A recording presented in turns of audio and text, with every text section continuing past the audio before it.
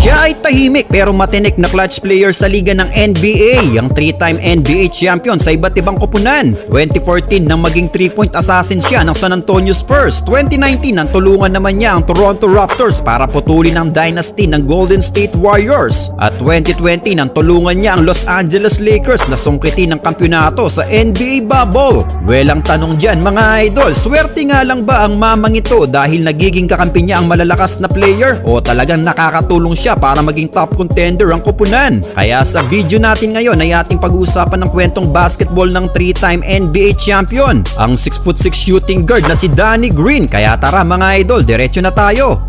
Well, alam nyo ba mga idol na bago pumasok si Danny Green sa liga ng NBA ay talagang swerte na ito sa kampyonato? Dahil 2009 sa kanyang senior year sa koponan ng North Carolina Tar Heels ay tinulungan niya ang koponan na makarating sa 2009 NCAA Championship game. Umaverage siya noon ng 13.1 points, 4.7 rebounds, 1.8 steals at 1.3 blocks per game. Hindi man gaanong katataas ang stats niya mga idol ay napakalaking tulong pa rin yan sa koponan. Nakaharap nila noon ang Michigan State Spartan na tinalo nga sa final score na 89-72. Kaya bago nga niya tinapos ang kanyang college basketball ay isang kampyonato ang binaon niya para sa pagtawid niya sa liga ng NBA.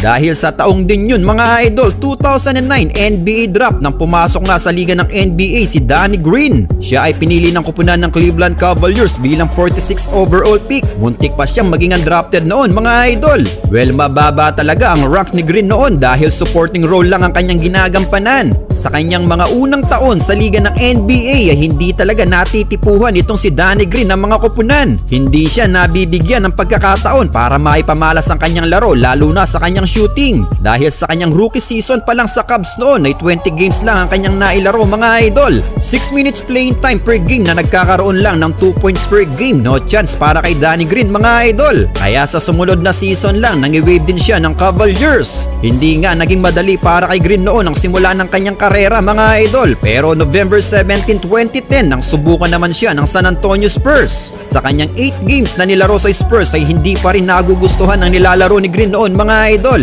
Sa kanyang 11 minuto na naibibigay sa kanya ay nagkakaroon lang ito ng 5.1 points per game. Kaya after lang ng kanyang pangwalong laro sa season na yun ay winave na rin agad itong si Danny Green ng San Antonio Spurs. Taong 2011 nang mapag-isipan ni Danny Green na pumasok muna sa NBA Development League. Siya ay naglaro naman noon sa koponan ng Stockton Kings na affiliated na koponan ng Sacramento Kings. Well, maganda ang kanyang nailaro sa ligang ito mga idol. Averaging 20 points and 7.5 rebounds per game sa kanyang 20 games played na kung saan naispatan naman ito ng mga scouts ng Spurs noon.